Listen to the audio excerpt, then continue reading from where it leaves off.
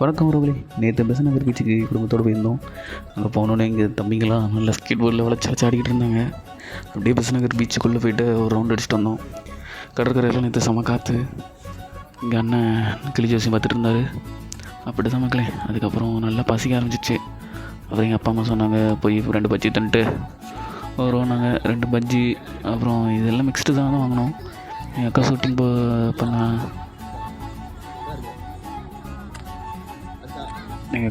பண்ணோன்னா அதுக்கப்புறம் அவ்வளோதான் மக்களே. நானும் என்னால் ஒரு 3 புல்லட் வாங்கினேன். 3 புல்லட்டுக்கு 3 பலூனை அடித்து நொறுக்கிட்டாச்சு.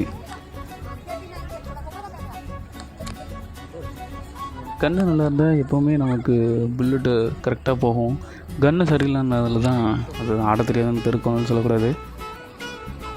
அப்புறம் மீன் சாப்பிட்லான்னு ஒரு ஆள் நேரத்துலேயே வாங்கினோம் மக்களே. அவ்வளோதான். மறக்காமல் சப்ஸ்கிரைப் பண்ணிடுங்க மக்களே. அதான் மெயின்.